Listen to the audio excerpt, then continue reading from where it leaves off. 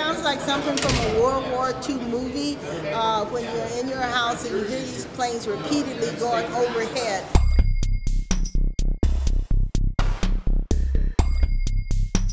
I never thought that I would experience anything like that. The state of California intends to carry out an aerial spraying eradication program for LBAM, the Light Brown Apple Moth, in Santa Cruz County every 30 days, 6 days in a row for the next 2 years. The state of California announced a plan to continue to do so for the next 10 years if it feels it is necessary. The state of California declared a state of emergency so that it was not required to do any kind of environmental impact report on the effects of the spray. We're not an insect.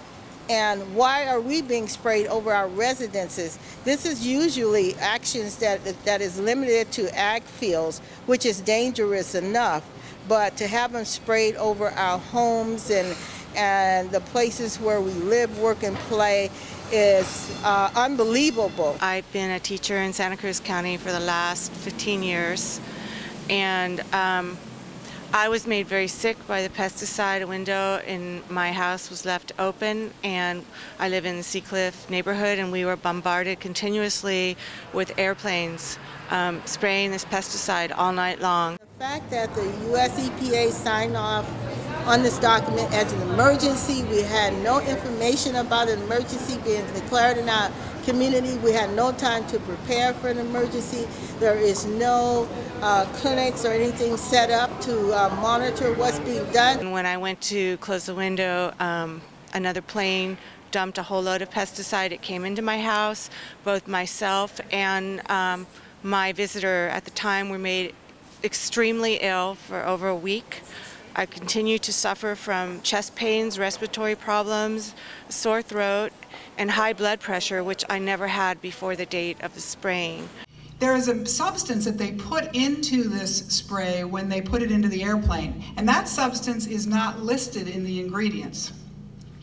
And it's a surfactant, and it helps them be able to do the spray. Well, the feeling now from a biologist who has been analyzing this is that that surfactant took the oil, the natural oils, off the feathers of some of the big seabirds. And because they didn't have that, they couldn't stay afloat anymore. And so they got completely, they drowned. About 3 weeks after the spraying down in Monterey, I took a walk down to Elkhorn Slough, which is one of our local preserves. And I went under the bridge and I was just looking at some of the plants there. But what struck me and what I was amazed to see were in one place, literally in an area of 30 square yards, was 27 dead cormorants. Now, usually you might not think too much about a bunch of dead seabirds, but the interesting thing about these birds is that they were all in pristine shape.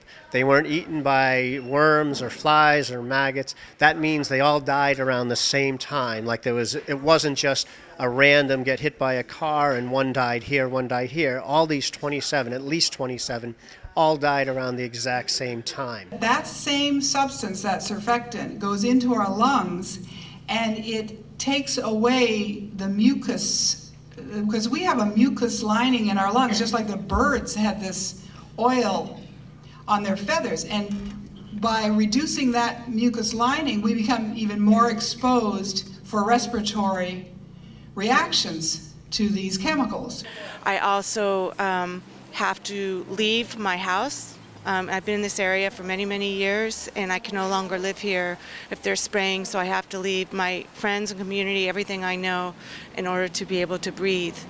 And I feel like this is a violation of my constitutional rights and also a violation of our environment. The red tide is always here at certain times of the year, but the one that was just experienced was the worst anyone that surfed here for their entire life has ever seen. 20 feet off the beach. This spray caused the red tide to get that bad. That's my belief. Whether it can be proved, it's obvious. Ask any surfer that's been surfing here 40 years, 30 years, or like myself, 20 years. No one's ever seen that. One of our colleagues has 3 cats. The night of the spraying, as people had been directing, they brought their cats in the house. One of the cats got out during the time of the spraying. Literally 2 days after the spraying, this cat, perfectly healthy, 7-year-old, drops dead in their backyard. My name's Nora Caruso. I'm Program Director at the Santa Cruz Toddler Care Center.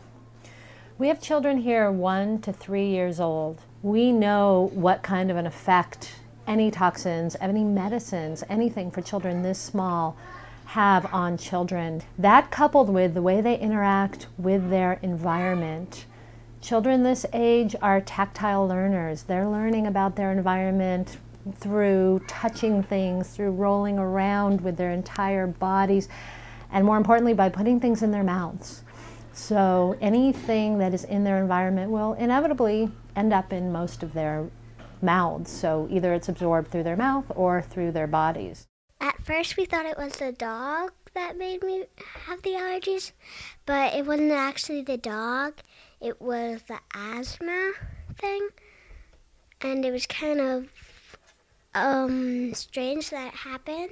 Until the state can absolutely assure the safety, the long-term safety effects, whether you're a pregnant woman with a developing fetus, whether you're a nursing mother, they should not be applying or exposing us to this. I'm Lori Chaffee with LBAMspray.com, and one of the features that we have on the website, LBAMspray.com, is a calendar, a list of events and or meetings that are happening regarding just this issue, the issue of aerial spraying in our communities. We're going to need to unify all of the voices against aerial spraying together, much like we've done online in the petition. If you haven't signed the petition, I'd like to encourage you to go to stopthespray.org and sign it. We want to develop here in Santa Cruz, with the help of all the members of our alliance, the kind of materials and the tools that we can then send to other communities who are going to be sprayed next.